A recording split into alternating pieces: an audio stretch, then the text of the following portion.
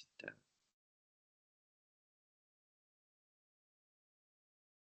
Acá está.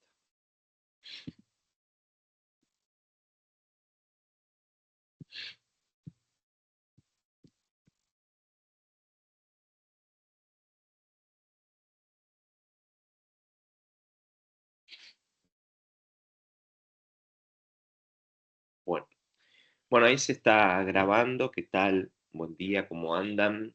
Espero que todo marche bien. Yo voy a tratar de ir admitiendo desde otra compu a los compañeros y compañeras que vayan ingresando.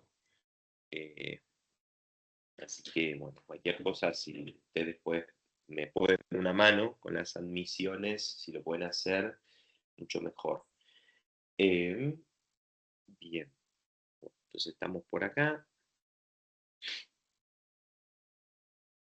Bueno, yo voy a comenzar la clase con algo que había quedado la clase pasada, que era de, obviamente seguimos en nuestra unidad 2, y, pero había quedado algunas cosas en el tintero de esa unidad 2, pero del punto primero. Así que voy a compartir mi pantalla.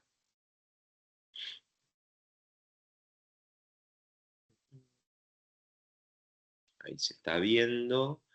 Así que vamos a la clase 3, pero lo que voy a mostrar de la clase 3 es básicamente, habíamos quedado con algunas cosas de Piotr Mijalowski, si yo mal no recuerdo, ¿no? ¿Estoy en lo cierto o a este autor ya lo habíamos discutido? Yo, para Sí, presentarlo, profe. Sí, sí. y, y pregunto, después de Feltois, ¿yo había dado todo o había quedado algo en el tintero? Habían quedado algunas cosas que por ahí está bueno retomarlas, sobre todo para algunas cuestiones que vamos a discutir hoy sobre bibliotecas y funcionamiento de archivos y demás. Yo creo que este sí no lo habíamos abordado del todo, me parece.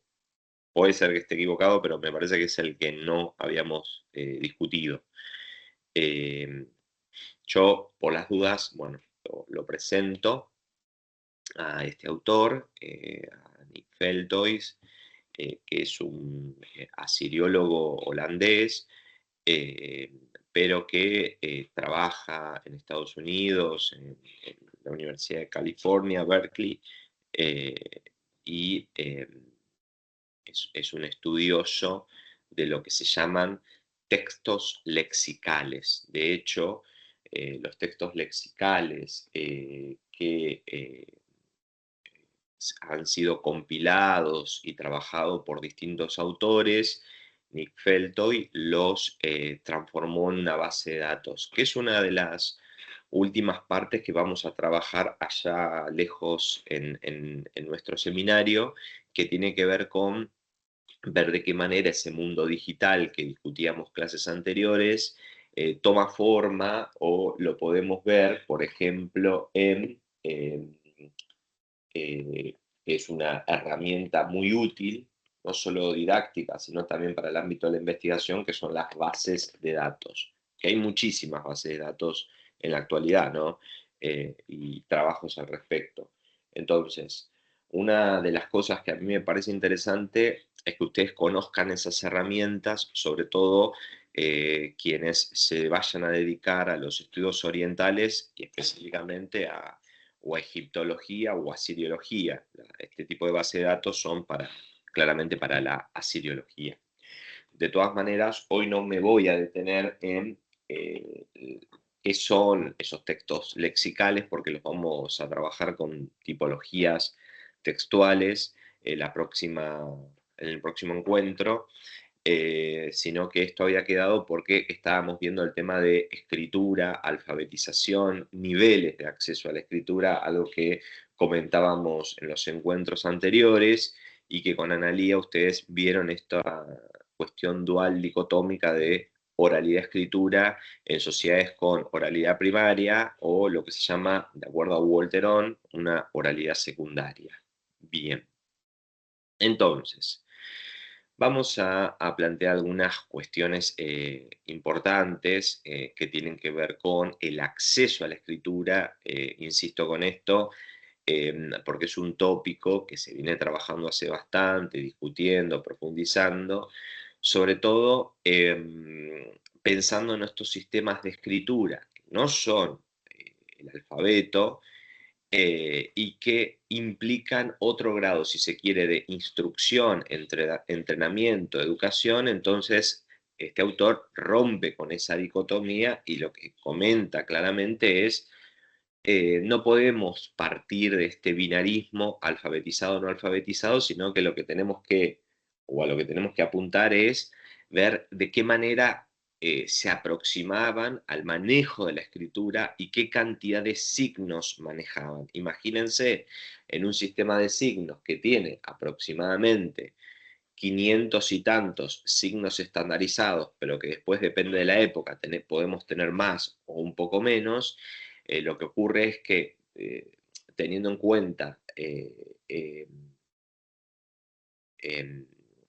este punto de vista, es que dependiendo del uso y el contexto que se le daba a la escritura, es que hay una aproximación, un acercamiento a el cuneiforme. Entonces, vamos a partir de esta pregunta, que es ¿qué significa ser alfabetizado en una cultura con un sistema de escritura complejo como el cuneiforme y cómo se distribuyen socialmente los distintos niveles de conocimiento del cuneiforme, ¿no? De este sistema de escritura? Entonces, la alfabetización cuneiforme no es homogénea claramente, sino que incluía diferentes niveles de conocimiento, ¿no? O niveles de alfabetización.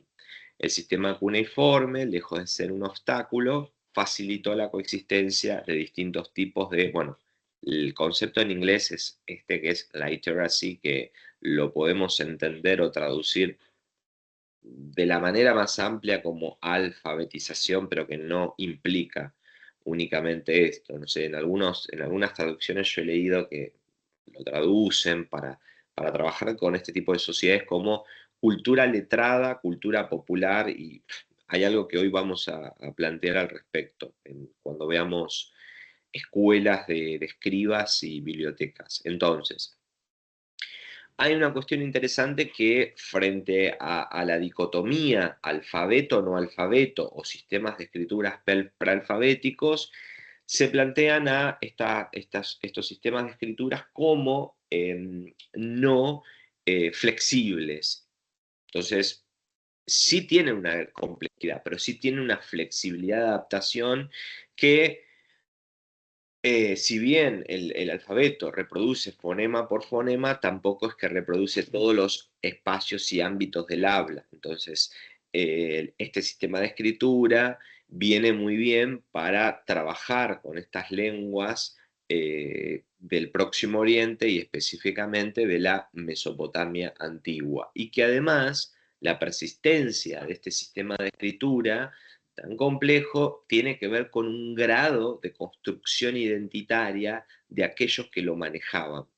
Entonces, eh, fíjense que hay un aspecto ahí fundamental para tener en cuenta, que es el de la identidad escribal, algo que menciona este texto y lo vamos a retomar hoy con los trabajos que veamos tanto para Egipto como para Mesopotamia, la noción de identidad escribal. Entonces, los signos en sumerio son polivalentes, o en sumerio no, en cuneiforme, el sistema de escritura cuneiforme plantea una polivalencia de sus signos y admite diferentes sonidos y por lo tanto distintos significados. Por lo tanto, hay una gran polisemia y gran polifonía. Entonces, puede tener en ese sentido múltiples lecturas, silábicas o logográficas.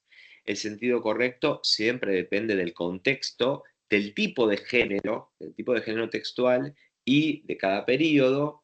Por otro lado, por eso es importante conocer esto que Feltois menciona como niveles de alfabetización.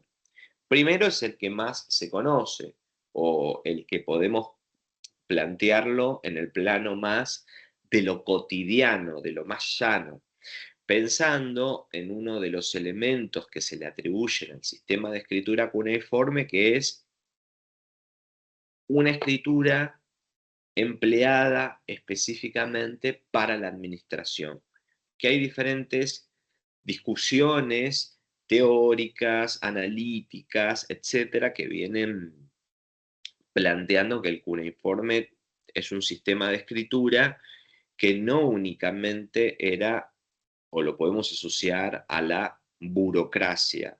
Entonces, ¿qué plantea aquí? Dice que en esta alfabetización funcional es necesario saber escribir, leer y escribir textos cotidianos, como cartas, documentos comerciales y todo tipo de textos administrativos que son como una gran etiqueta en sí misma. No hay un tipo de texto administrativo único, ¿no? Porque yo puedo tener documentos legales, un tipo de texto que son de entradas y salidas de productos y circulación dentro de las instituciones, etcétera. Entonces, no requiere en ese sentido un conocimiento exhaustivo. Y por el otro lado, el sistema de escritura cuneiforme estaba muy extendido, más de lo que se conoce, y sobre todo para un periodo que se llama Paleo-Babilónico, que es el segundo milenio antes de la era común. Es decir, el tercer milenio es el sistema de escritura cuneiforme y la lengua que predomina en el tercer milenio es el sumerio, aunque hay un bilingüismo, la sociedad. Hacia la derecha, pero tanto en tu apunte como en internet sí que decía que la clave para determinar Hay alguien que... Micrófonos. si se orientaba hacia la derecha, lo Juan, leía de tenés tu derecha a micrófono izquierda, abierto. y si se orientaba hacia la izquierda, de izquierda a derecha. Esa es la duda que me quedó. No, pero es exactamente como lo dijiste. A ver, no entiendo. ¿Me está preguntando de izquierda a derecha cómo se escribe el sumerio, el árabe o qué lengua? No sé, el jeroglífico. ¿Es para mí la pregunta o es para otro seminario? De escritura árabe, no sé. Eh, bueno, el árabe es de derecha a izquierda. El sumerio es de izquierda a derecha. El cuneiforme es de, de izquierda a derecha. Bueno, entonces, uno puede pensar en esto que yo decía, que ahora lo voy a retomar, esto de las lenguas y los sistemas de escritura en la clase de hoy para cuando veamos las bibliotecas y la circulación de diferentes tipologías textuales, pero uno puede pensar, algo yo mencionaba en el encuentro previo de la clase anterior, que es este tema de, bueno, aprendo determinada cantidad de signos. Esa cantidad de signos me sirve para producir este tipo de textos. Ese tipo de textos lo puede manejar no un escriba erudito que va a dialogar con un tipo de disciplina como es la astronomía, las matemáticas, etcétera, sino que es algo más llano. Y eso más llano, que es de la vida cotidiana, sirve para poder, no sé, contar cuántos granos de trigo o de cebada tenés. Entonces, eso no requiere un nivel de instrucción severo y lo puede manejar cualquiera. ¿A qué quiero decir con esto? No, no es cualquiera, pero, por ejemplo, en el ámbito mesopotámico hay un funcionario, que hay una tesis doctoral sobre esto, que es ya clásica, un funcionario que se llama el mashkim. ¿Qué es el mashkim? Bueno, con el caso del vocero presidencial, la función del notario o del escribano se ha hecho muy, muy común. Bueno, el mashkin es un notario, y el notario en el mundo mesopotámico puede ser una amplia gama de funcionarios o dependientes de las instituciones centrales en la burocracia, ¿no? Y ahí puede ser que uno encuentre, bueno, ingresaron determinada cantidad de productos a este lugar, a este espacio. Bueno, el mashkim, en ese caso, podría ser, por ejemplo, el que se encargaba de la cocina real. Y ahí aparece el cocinero real como el notario que estaba fijándose que lo que ingresaba sean las cantidades correctas. Esto es interesante porque habla de un manejo de la escritura tanto para quien se desempeñaba como un cocinero, que eso es claro, hasta el manejo de la escritura, alguien que manejaba textos legales, ¿no? Que se desempeñaba como juez. Y esto es muy común en los textos de, por ejemplo, el tercer milenio antes de la era común, que es esta alfabetización que Feltoy la llama funcional. Luego tenemos, esto, se aprende, esto es importante, fuera de las instituciones, muchas veces en ámbitos familiares o profesionales. De los ámbitos familiares tenemos constancia para el segundo milenio, que eso yo lo voy a retomar hoy, pero se tiene constancia sobre todo para el segundo milenio.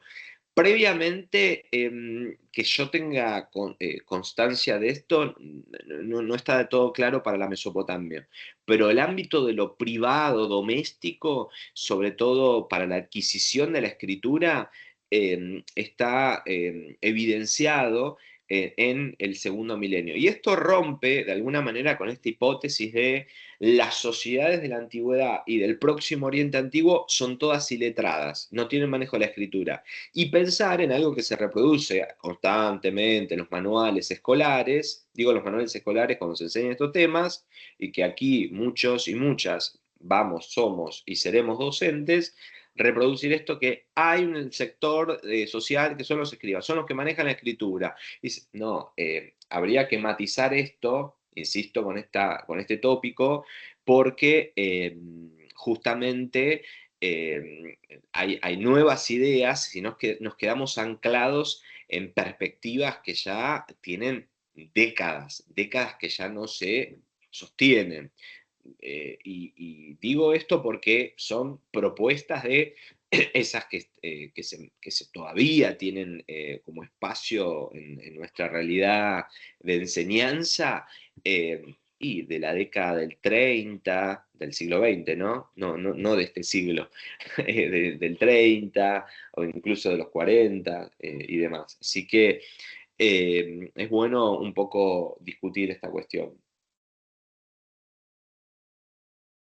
Bueno, la alfabetización técnica. Ahí aparecen géneros especializados. Por ejemplo, todo tiene un léxico propio, una ortografía más técnica y no voy a entrar en el detalle sobre el uso de logogramas. En otro momento, si nos queda tiempo, lo explico, pero el sistema cuneiforme es un sistema silábico y también hay una cuestión ahí interesante para el uso de escritura o el carácter de un signo cuneiforme con carácter logográfico, que a veces se lo empleaba a eso para marcar cierta antigüedad en los textos. En el mundo mesopotámico estaba muy extendido esta cuestión de pensar a los textos más antiguos como integrados, escritos por un sistema logográfico, ¿no? Y ahí tenemos, bueno, textos adivinatorios, textos médicos, textos matemáticos y rituales. Fíjense que hay muchos de este ámbito de lo ceremonial aquí presente. Entonces, bueno, y lo que es interesante acá que Feltoy marca, bueno, es como el uso de una jerga técnica en las disciplinas modernas. Y el último, que es la alfabetización erudita, ahí ya tengo un conocimiento más profuso. Y ahí aparecen las listas léxicas o lexicales, las listas de signos, el estudio de la paleografía de un signo, cómo lo van analizando, lecturas raras u obsoletas, y además hay una cuestión importante acá que aparece la literatura, que es justamente, es un saber más especializado, pero tiene que ver con el mantenimiento de esa tradición sapiencial propia de este mundo u universo mesopotámico. Entonces, insisto, si hay alguna duda, obviamente me pueden interrumpir. Bueno, Perdón, una pregunta. sí, todas las que quieras. Esto de la alfabetización funcional, de decir que se da en ámbitos familiares, No, no. ¿cómo? Ah, sí, sí, la funcional. hay alguna parte de, pero sobre todo en el segundo milenio. ¿Cómo Porque, se por ejemplo, puede acceder a, o sea, cómo acceden los autores a eso? Digo, encuentran, a ver, ¿cómo se encuentra porque arqueológicamente? sí, hoy lo íbamos a ver esto, se excava y se excava en una casa. Y vos encontrás en una casa que hay una habitación que tiene tablillas. Y las tablillas son para uso comercial. O sea, son para uso comercial. Y dices, esta es una tiro un ejemplo. Hay un periodo en la historia de la Mesopotamia, que es el segundo milenio, que se llama lo llamamos historiográficamente del comercio paleoasirio, donde hay contactos entre la alta Mesopotamia, en la parte norte de la Mesopotamia, una ciudad que se llamaba Ashur, que de hecho le da nombre al mundo asirio, tiene contactos con una ciudad de la región de la Turquía actual, que es Kanesh, esa ciudad, y hay vínculos comerciales y intercambios entre estas dos ciudades. Bueno, en una y en otra, pero específicamente en Cannes, lo que se encontró es que hay conjuntos de tablillas en casas, en ámbitos domésticos, que no son ámbitos institucionales, no es un templo, un palacio, sino que son casas de particulares, y se encontró que además de esto, las mujeres también manejaban la escritura. O sea, esto es interesante. No, es un ámbito doméstico donde no solamente los hombres son entrenados, sino también las mujeres. Ahí es otro mito que se derrumba frente al mundo clásico o de la modernidad, si se quiere, pensar en las mujeres completamente no alfabetizadas en el mundo antiguo y específicamente en este. No sé si respondí la pregunta, pero lo vamos a retomar con las bibliotecas y las escuelas, sobre todo. Sí, Había, quedó había, súper claro. había otra pregunta.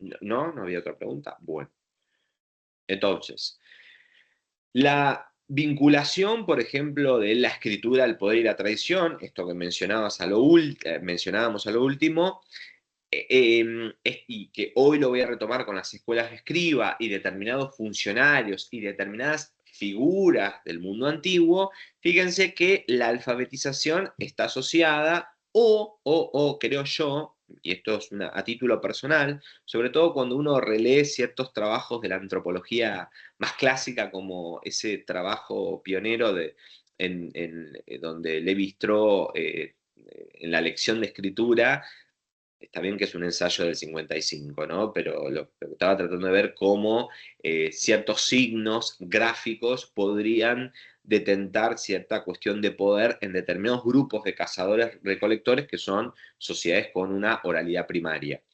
Pero eso me parece interesante, ese ejercicio, que cuando empezaban a manipular estos signos que eran más raros o que cierto grupo lo podía manejar, era un signo de estatus. Acá la escritura también tiene que ver con el desarrollo de ese poder, esa cimentación del poder, y de hecho los reyes, por más que fueran, comillas, bastante brutales en lo político, se representan biográficamente, sobre todo a partir de determinados géneros, como aquellos que pueden manejar escrituras, pero básicamente distintas lenguas. Entonces, esta alfabetización erudita, de alguna manera, que es la última que vimos, le da un estatus especial a los escribas, que no solamente eran aquellos que podían manejar determinada cantidad de signos o lenguas, sino que lo que estaban manteniendo era una tradición que le daba de alguna manera eh, poder y vigencia a ese pasado y que se actualizaba en cada dinastía y en cada proceso histórico. Algo de esto lo voy a mencionar cuando veamos, porque necesito que tengamos la cronología que la voy a mencionar hoy. Entonces, ¿cómo lo sabemos esto? Sobre todo lo que menciona acá, en los colofones, porque en los colofones de determinados textos yo voy a tener gente que coloca su nombre. Y esto está hablando en un ámbito donde la autoría es bastante, podemos decir, diluida o más colectiva, que aparezcan determinados nombres en cierto momento está dando ciertos rasgos de individuación. Esto un poco lo plantea Almudena Hernando. Y es sobre todo más interesante cuando esos grados de individuación los encarnan mujeres, porque uno pensaría, por un prejuicio occidental y demás, que las mujeres no tendrían participación en los ámbitos escribales. Y sí, hay un ámbito un tanto más reducido, ya lo veremos, y lo discutiremos. Pero es interesante que colocan sus nombres ahí. Las inscripciones reales, que es el otro tipo de texto que aparece con los que contamos,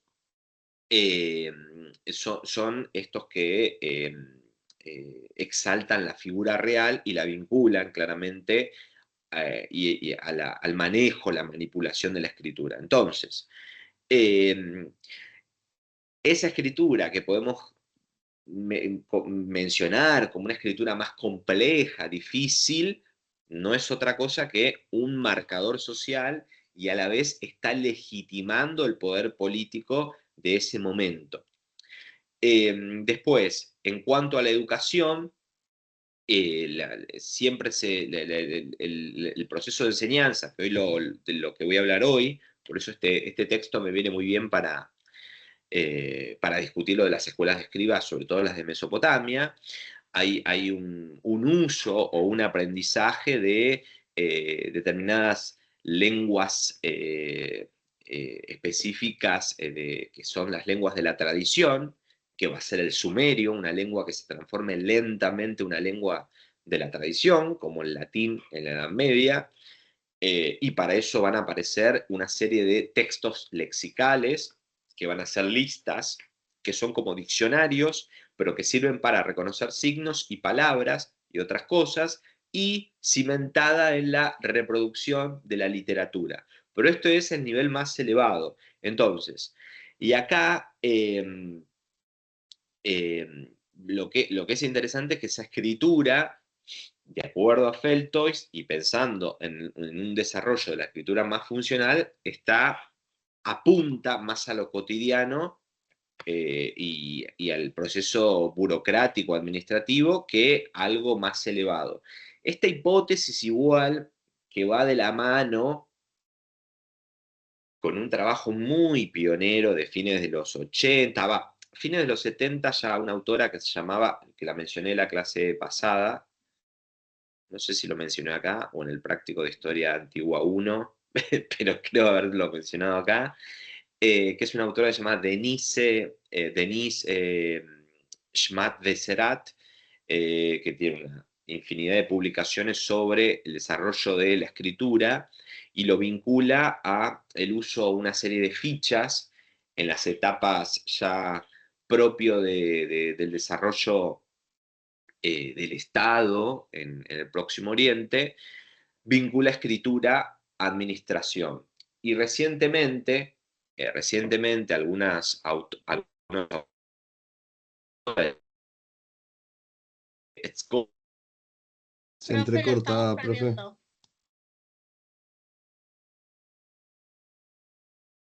Lo perdimos, profe. de competencia. Nos perdimos Se 30 cortaba segundos más o menos. Se quedaba congelada la imagen. Y ahora volví. Ahora no, ya está bien. Volviste bien, sí, sí, sí. No, porque el año pasado, la semana pasada vi el video cuando quedo congelado y me corta internet, que quedo como por unos segundos congelado, que estoy como en una pose de meditación extraña. Pues. Lo vi al video y dije, por Dios. No, pero igual fue gracioso porque habían unos segundos que vos estabas pensando en una cita, entonces nos quedamos todos en pausa. Bueno, era la meditación, la hora de la meditación. No. Les decía esto de justamente de la escritura, la tradición y qué es lo que se enseñaba, cómo se enseñaba, qué tipo de lenguas, y que hay algo que comúnmente se asocia para pensar la escritura y sobre todo el cuneiforme. Directamente hay una asociación que algunos autores plantean vinculado a la administración, la burocracia. Entre ellos es Denise Schman-Beserat. que puedo subirles el texto, ese sí se los puedo subir al libraco ese de cómo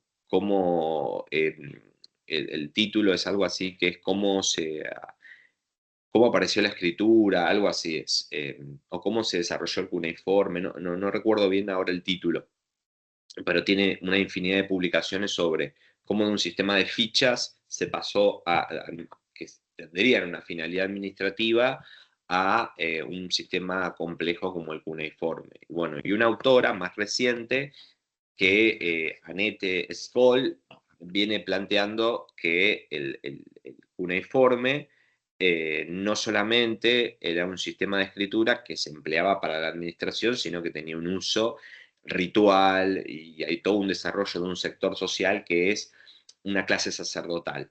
Así que esto me parece como interesante marcarlo. Tengo, a ver, los textos de Eshman Beserat son de fines de los 70, años 80, hay uno de los 90, y de esta autora que menciono, que trabaja con literatura, es de ahora, 2020, 2022 y demás.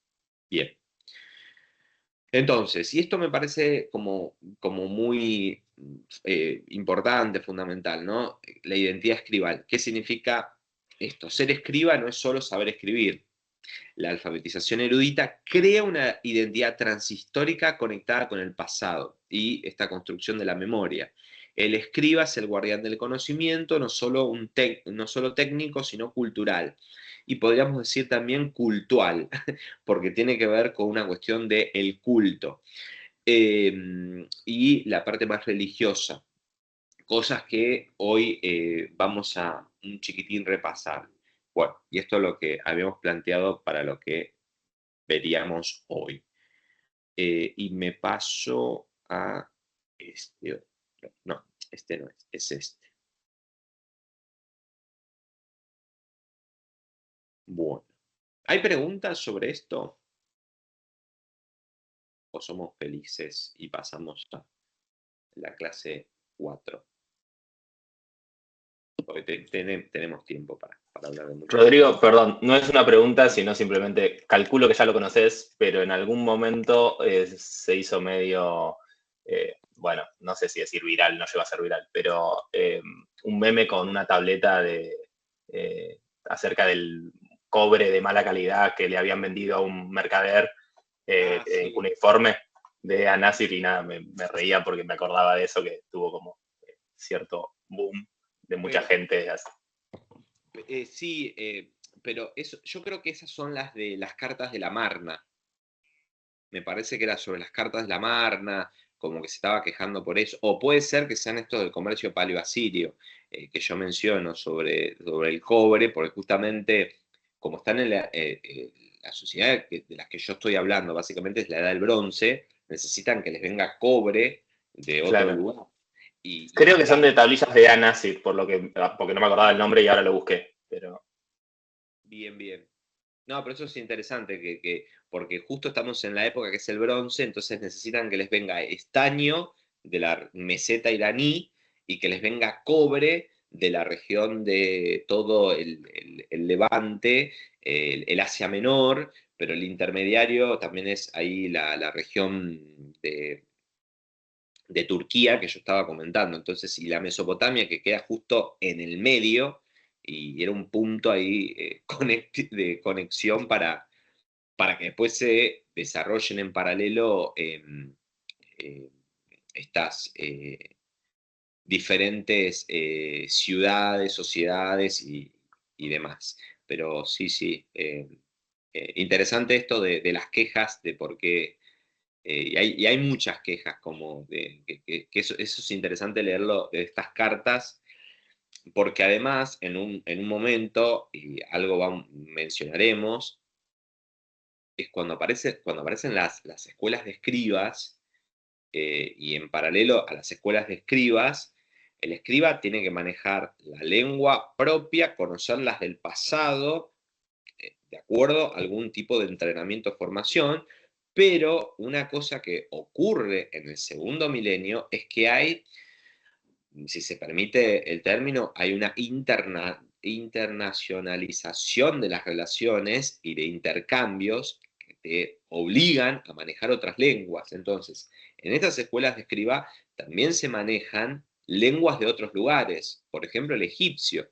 Y en Egipto, en determinado periodo, sobre todo en este segundo milenio, lo que se conoce como la ciudad de Amarna, que es una ciudad que funda Ajenatón, que es el famoso faraón hereje.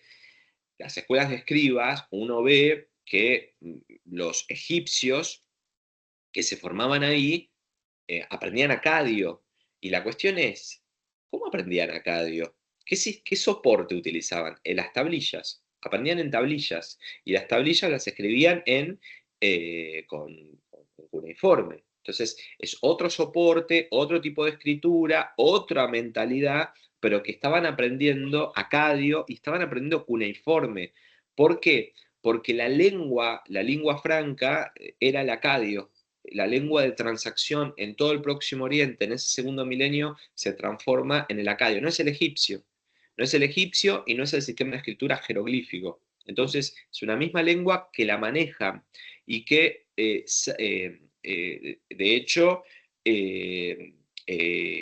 cuando se celebran tratados y se mandan cartas, es de uso obligatorio para las relaciones políticas. Entonces, esas escuelas de escribas, pensando en estos desarrollos, ¿no?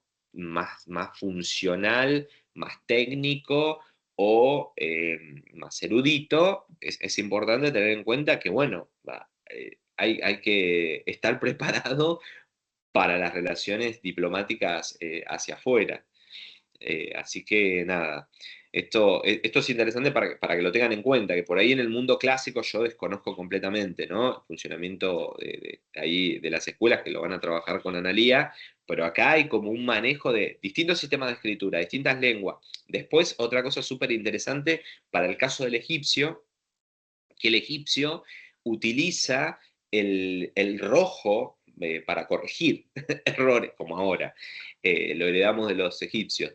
Y en muchas de las tablillas de esta época, donde se aprendía a escribir y demás, se marcaba con tinta, están marcados las cuñas con tinta roja. O sea, eso es interesante como una tecnología y un tipo de técnica, un tipo de praxis se aplica para otro sistema de escritura y que no era el que se empleaba, por ejemplo, cuando uno ve, no sé, una escuela de escribas tradicional como la de Babilonia. Bien, quería marcar esto para que supiéramos más o menos dónde nos estamos moviendo, pero hoy vamos a trabajar esta cuestión. Bueno, entonces, hoy estaríamos con la unidad 2, continuamos por aquí, en el punto 2.2, y vamos a ver qué ocurre con ese punto 2.2. Que tenemos educación, objetos y espacios. Uno de ellos, de estos puntos, es la materialidad de la educación en la antigua oriental, entre el cuneiforme, el jeroglífico, las tecnologías de la escritura. Algunas cosas dijimos la clase anterior, pero hoy vamos a reforzarlo. Las escuelas de escribas en el Oriente Antiguo, la Eduba mesopotámica y la Per'ang egipcia. Bibliotecas, archivos y construcción de una memoria cultural. Por último, la evidencia arqueológica. Vamos a ver algunas cuestiones ahí menores sobre esta evidencia arqueológica. Yo les proponía leer esos 5 textos. Hay uno que no lo tengo escaneado, que es el libro de Ben Haring, que voy a comentar algo muy breve más adelante sobre ese texto y sobre los trabajos de este autor. En todo caso, después los escaneo y se los dejo, pero sí vamos a dialogar con los otros autores, autoras, que tenemos específicamente 2 para el caso egipcio y 2 para el caso mesopotámico. Y yo los dividí en 2 partes. Trabajar primero con la función del escriba y por otro lado las escuelas de escribas y otros 2 para plantear la cuestión de las bibliotecas, que curiosamente y alfabéticamente no me quedaron a mí, quedan en ese orden.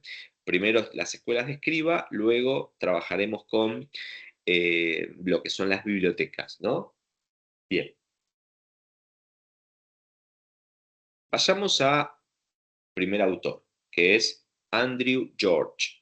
Andrew George es un especialista, un asiriólogo, que ha sido y ha trabajado con textos lexicales, pero principalmente con literatura, y dentro de la literatura es el traductor de una obra y de un personaje en particular que tiene esa obra, que es Gilgamesh, ¿no? La famosa épica de Gilgamesh. Pero, como ustedes pueden observar ahí, ha trabajado con y trabaja con literatura mesopotámica, tanto sumeria como acadia, de distintos periodos. Y de hecho es uno de los que se ha encargado, cuando los textos lexicales todavía no estaban digitalizados y no había una base de datos para trabajar con ellos, con textos lexicográficos, se había encargado de buena parte de la organización y el estudio de esos textos. Bien. Entonces, vamos a ver de qué va este texto, que ya por su título está tratando de dar cuenta del funcionamiento de las escuelas de escriba y cómo hay un contraste en la construcción de un imaginario de una escuela de escriba que aparece representada en la literatura y qué ocurre con la contraparte de si existieron o no y qué evidencia tenemos. Bueno, para eso vamos a ver qué plantea él en base a la arqueología. Piensen que es un texto de 2005, desde el 2005 hasta aquí se ha trabajado muchísimo con escuelas de escriba, con textos escolares, y cómo se puede plantear una educación en el mundo antiguo y mesopotámico. Bueno, entonces, primeramente, una de las cosas que nosotros tenemos en la cabeza, en nuestro imaginario, son las representaciones que nos quedan, ya sea, si uno busca en YouTube, escuela de escriba, en Google, una escuela de escriba sumeria, les va a aparecer esta imagen, u otra parecida o menos parecida.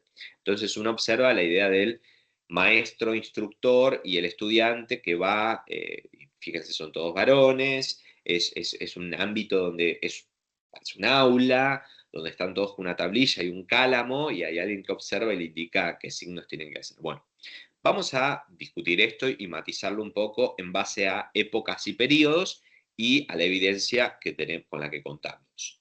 Por un lado, el concepto de eduba es el que es paradigmático, que se traduce comúnmente como casa de la tablilla, casa de las tablillas. ¿Y por qué? Este es un concepto paradigmático. En el ámbito mesopotámico, en el ámbito sumerio y también en el egipcio, la palabra para una institución siempre es casa. Casa. Y la palabra en sumerio para casa es E. Es el signo E con ese subíndice que en las transliteraciones se marcan de esa manera.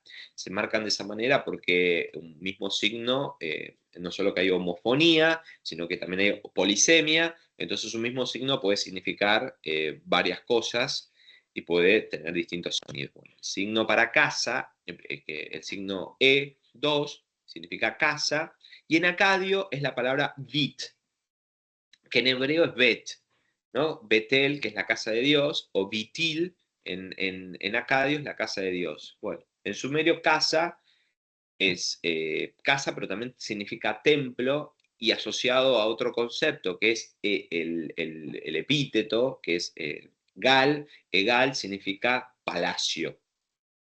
Y un poco parecido es en egipcio, porque per es casa y por ejemplo, para decir palacio, de hecho el concepto de Estado está pensado como una gran casa, que es Pernesut, en egipcio, y en la palabra para palacio, que es peraja, es la que da lugar después al concepto de faraón, ¿no? Que los griegos lo toman, ¿no? Como esa gran casa. Entonces, Eduba significa literalmente casa de las tablillas. Dub es tablilla y el ba es la marca está marcando el genitivo ahí. Entonces, Eduba, casa de las tablillas. Entonces, el gran problema que tenemos acá es que el concepto de, no solo en sumerio como en acadio, pero también interpretado historiográficamente, históricamente, ha dado lugar a, si es templo y es palacio, entonces tiene que haber una gran construcción que se asocie con una escuela de escriba. Bueno, no es tan así.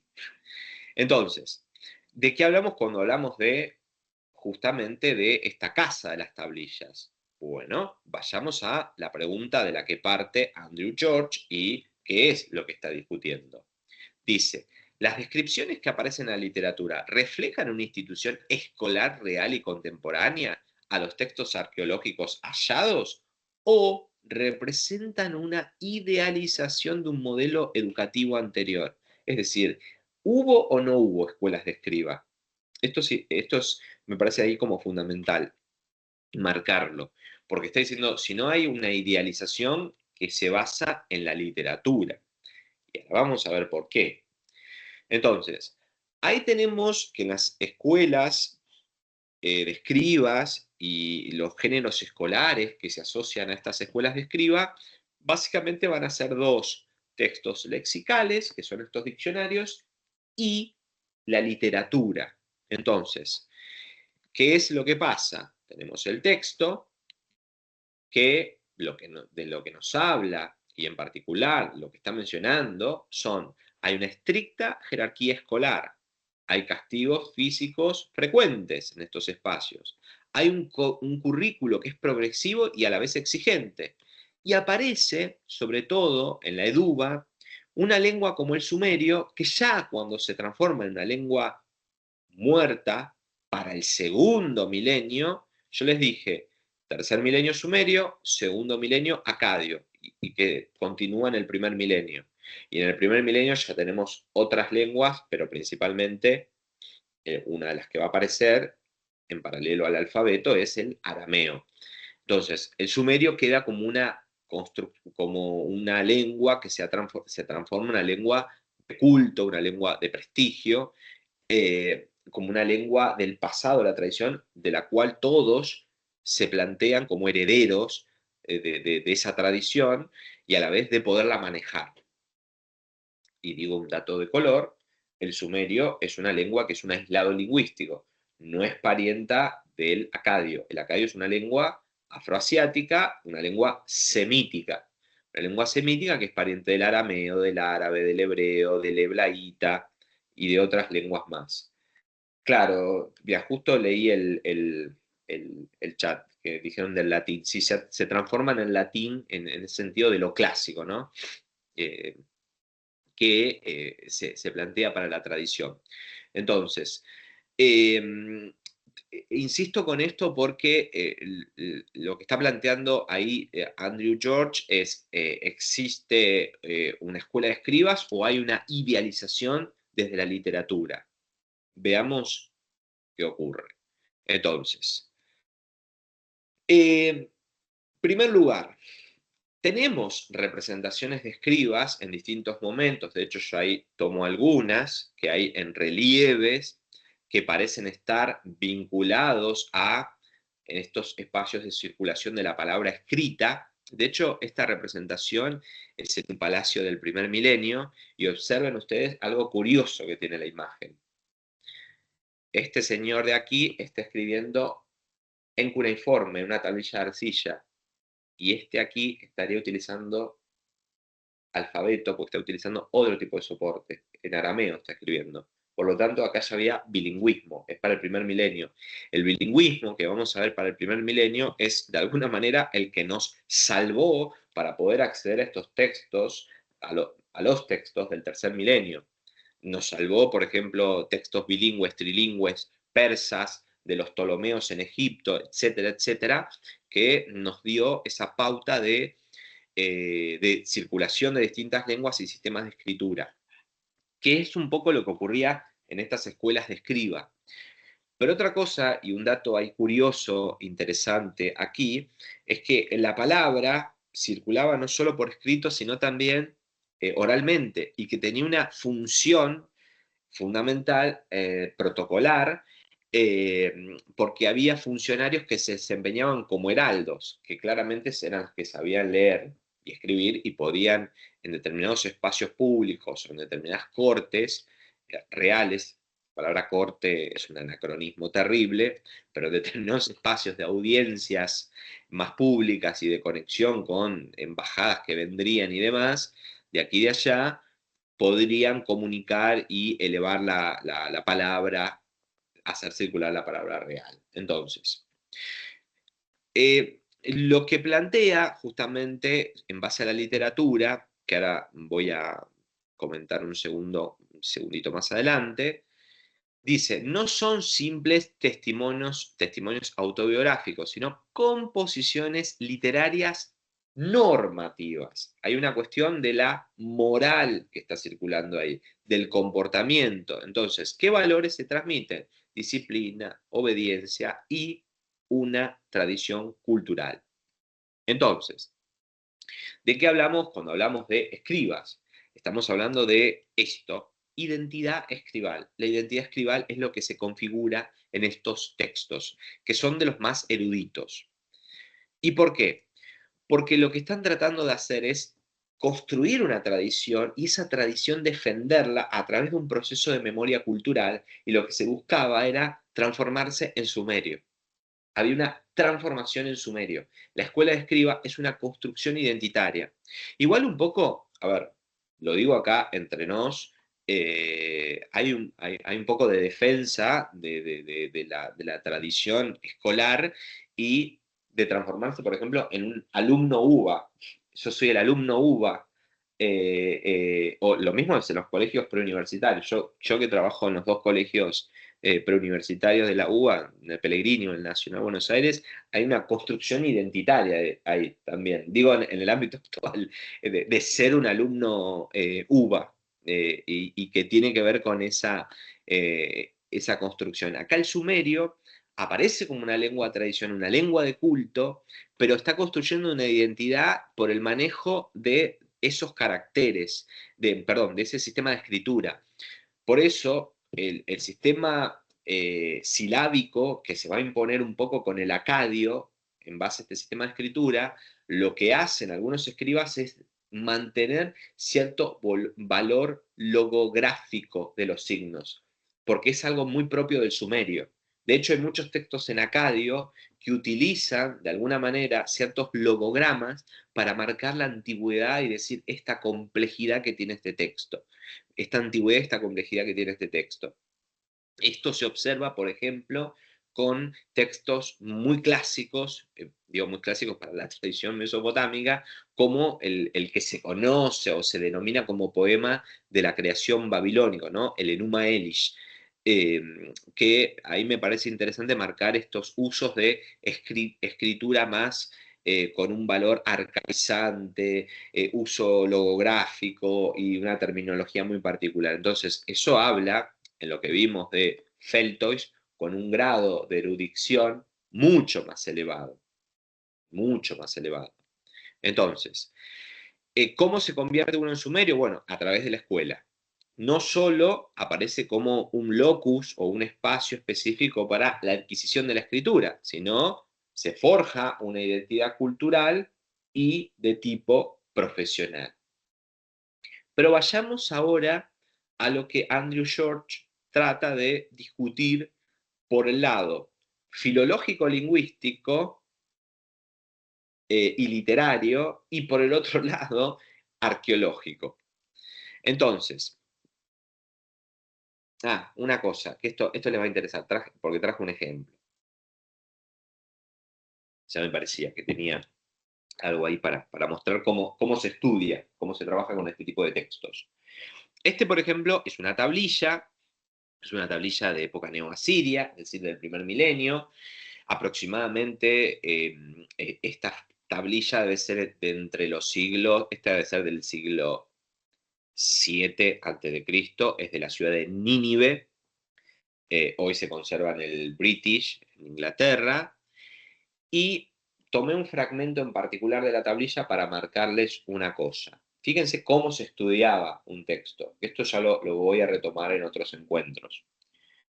Primera columna, silabograma, descripción fonológica del signo. Son dos cuñas. Segunda columna, sumerograma. El sumerograma, que es el signo que sería ese signo cuneiforme, pero que estaría haciendo referencia al sumerio. Y tercera columna, traducción al acadio. Me parece interesante marcar en este texto esta división tripartita que tienen los textos, o a veces dual, de una columna en sumerio, una columna en acadio, con el sumerograma y con el equivalente en acadio. Entonces, partiendo o discutiendo de alguna manera con los padres de la siriología, como este señor, Benno Landsberger, Andrew George va a discutir, digo, este es uno de los grandes, de los fundadores de la siriología, pero además ha trabajado con textos lexicográficos. De hecho, los textos lexicográficos que se dividen en textos que refieren a objetos como piedras, madera, o textos de animales, de fauna en general, bueno, él trabajó con textos, por ejemplo, sobre fauna que se encontraban. Pero Andrew George plantea que, discutiendo o viendo la perspectiva que se plantea de acuerdo al abordaje que hizo Landsberger sobre las escuelas de escribas, lo que observa es que hay una visión historiográfica muy tradicional. Y entonces, la EDUBA, de acuerdo a este autor, aparece como una gran institución estatal, ¿no? Fíjense este concepto de que yo decía de casa, pero acá lo equivale a gran casa institucional. Entonces, la plantea como de amplios edificios, de un numeroso alumnado y de un currículum súper complejo. Entonces se está haciendo una construcción que Andrew George observa que no ocurre esto, no pasa esto. Entonces, de acuerdo a Andrew George, por un lado, hay que observar esta cuestión anacrónica de a qué se llama escuela, a qué se está haciendo referencia, por qué se alude a este tipo de espacio, por qué se lo cree necesario, y me parece a mí, esto a título personal, que hay una cuestión ahí que está atravesado por el ámbito de la modernidad. La modernidad es ese espacio donde, si bien la universidad es una institución escolar medieval, la modernidad supone una transformación, y sobre todo de lo que circula en el ámbito del renacimiento humanismo en adelante en esos espacios, ¿no? Y de esos saberes que ahora van a aparecer como científicos. Entonces, ese anacronismo de las escuelas del mundo antiguo, hay que ver qué ocurre, acontece ahí. ¿Por qué? Porque son espacios por ahí de instrucción mucho más reducido. Entonces, los textos literarios que aparecen y que circulan en esas escuelas de escriba son copiados muchos siglos después. Es decir, hay un ámbito de la circulación de la literatura que pasa por la oralidad.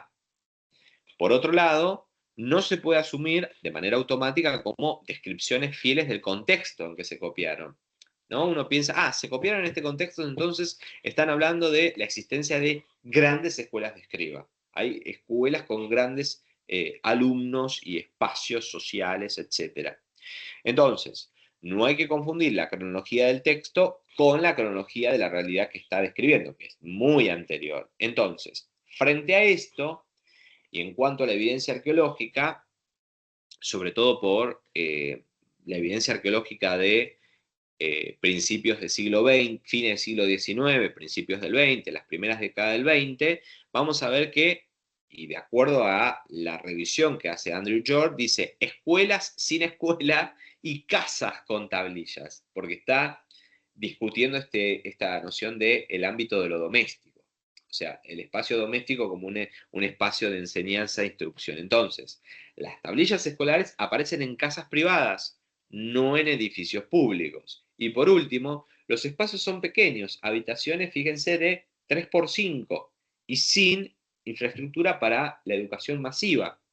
¿por qué habría ocurrido esto? ¿O por qué se habría interpretado esta idea de, a nivel historiográfico y arqueológico, como grandes espacios habitacionales y demás?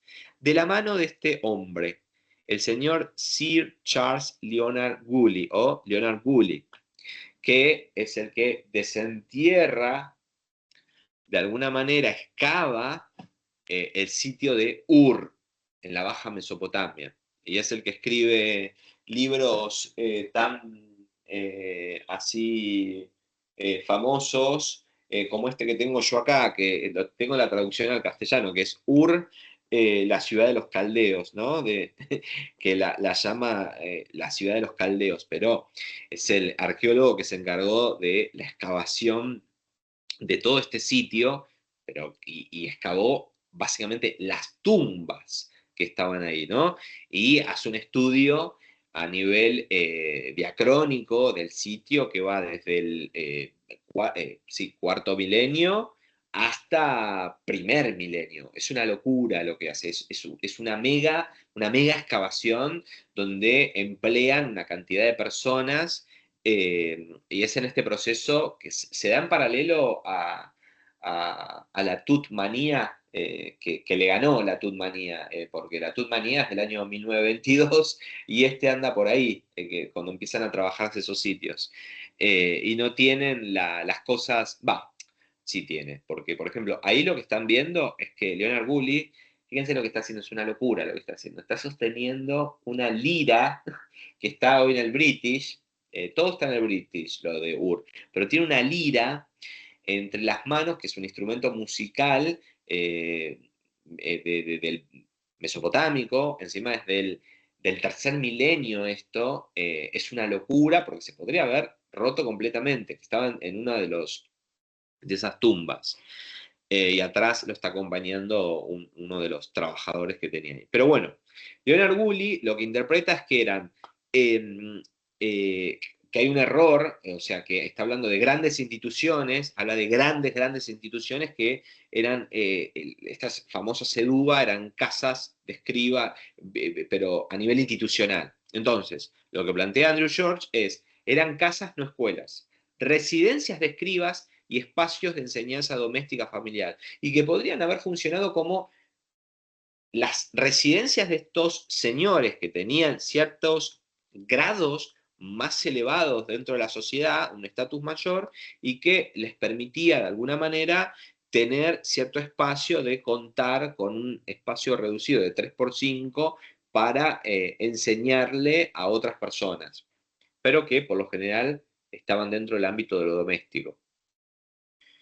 Entonces, vamos a la cronología, ¿no? No voy a reproducir toda esa cronología porque puedo estar horas explicándola, pero lo que me interesa acá es justamente, yo tengo dos lenguas, grosso modo, con diferentes desarrollos. Un sumerio más arcaico, una época más clásica, que se llama Paleosumerio, el acadio, por el otro lado, con una etapa más clásica, y un desarrollo posterior, que es el de la época paleobabilónica, pero que es el que de hecho es el que se estudia, digo, el que se estudia, el que aprendemos, que si vamos a estudiar sumerio, perdón, acadio, es el de la época que se estudia, y que ustedes pueden ahí ver distintas etapas, que lo que se está discutiendo aquí es los ámbitos específicos del tercer milenio. Tercer milenio estamos hablando hasta aquí, hasta la tercera dinastía de Ur.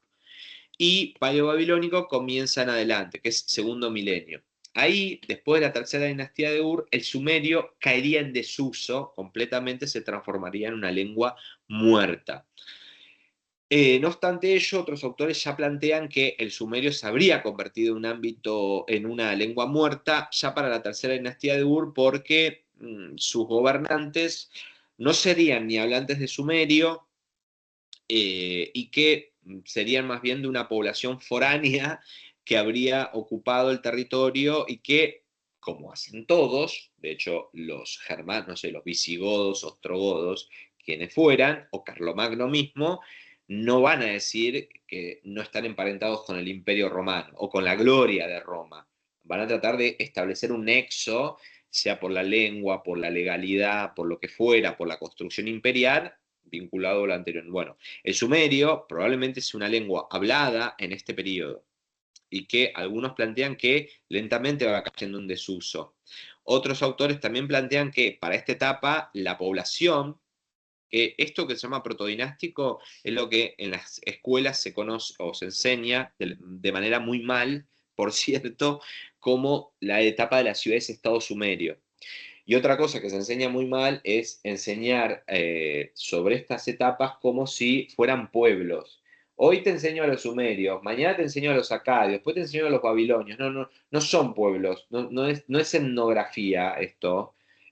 Son lenguas que perviven en un sistema de escritura que es el cuneiforme, y por ahí eran empleadas por poblaciones que no se corresponden con con que sean hablantes de esa lengua. Entonces, habría que hacer una apreciación desde lo político, desde una historia política, pero del otro lado también desde una cuestión más lingüística. Bien, alguien levantó la mano.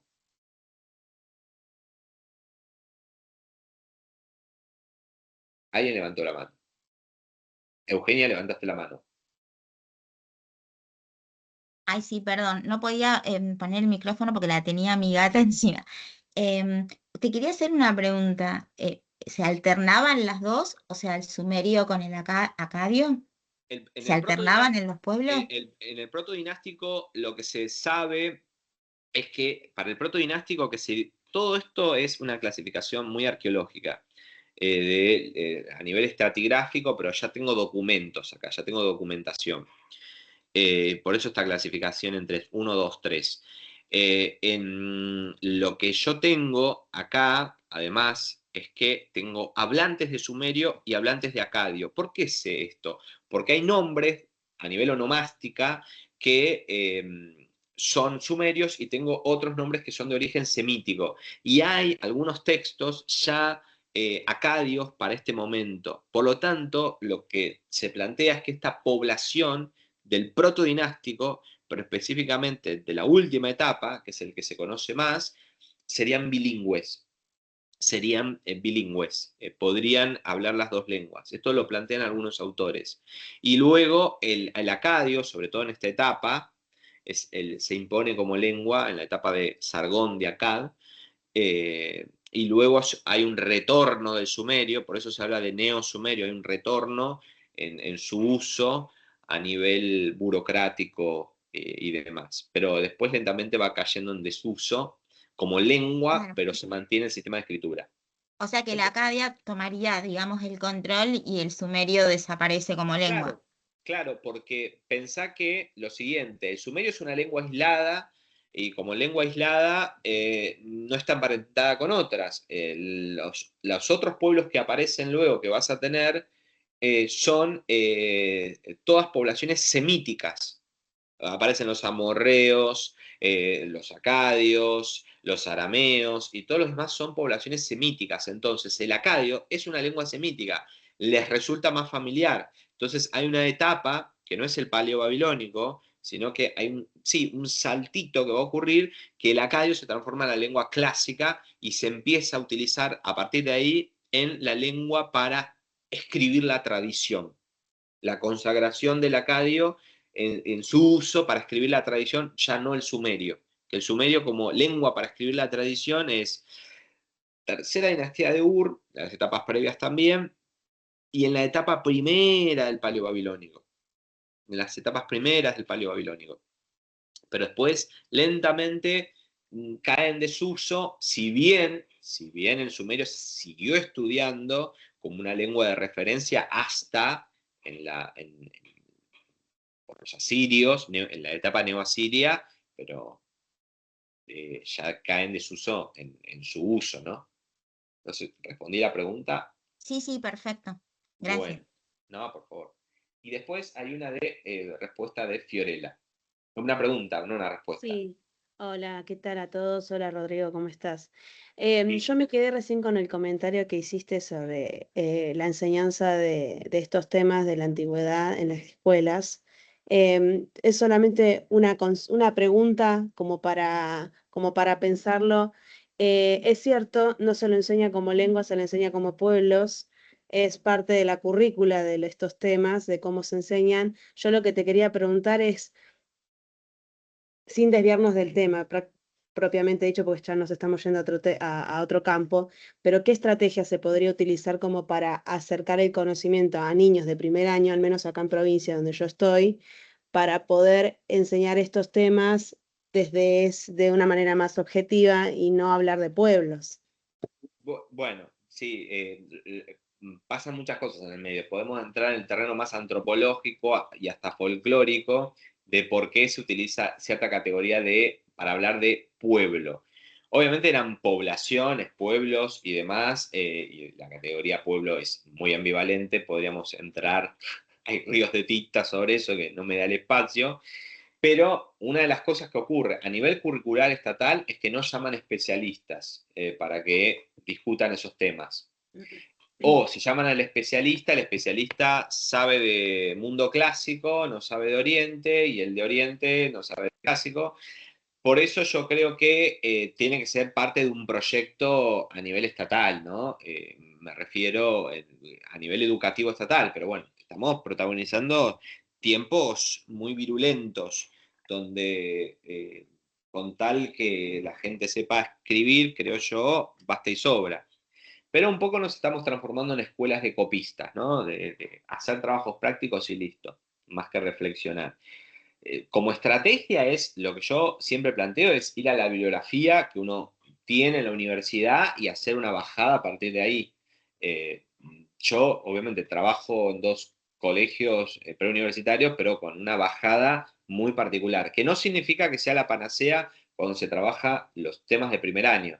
De hecho, hay como, no sé, todos venimos del ámbito de alguna manera universitario, que necesitamos esos espacios, por ahí nos dividimos cómo organizar los contenidos y hay como consultas y de esa manera se trabaja, ¿no? La manera de trabajarlo con niños y niñas de escuelas secundarias y o primaria es que haya equipos interdisciplinarios que estén dialogando. ¿Estoy planteando un imposible? Creo que no. Yo creo que no, se puede dialogar. Se pueden invitar a especialistas, gente que trabaje, tiene que haber un proceso formativo también de parte de los docentes, un interés. Estamos en una época muy particular en muchos sentidos, pero yo creo que tiene que haber una renovación bibliográfica. Otra estrategia es desapegarse de los manuales escolares. Los manuales escolares son muy malos, muy malos. Los actuales y los antiguos también adolecían porque eran muy descriptivos. Para la provincia de Buenos Aires había un manual que circulaba que era de ciencias sociales, que lo habían hecho especialistas, sí, tanto de egiptología como del mundo clásico.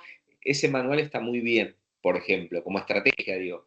Si bien hay cosas que uno las tiene que recortar porque hay una cuestión editorial, que siempre hay presión para hacer un recorte, pero bueno, ¿de qué manera enseñarlo? Bueno, dialogando con otras disciplinas, despegándose un poco de los manuales, en ese diálogo con otras disciplinas, diálogo con otros colegas también y el trabajo conjunto. Eh, yo creo que diría que ir por ahí, pero bueno, es para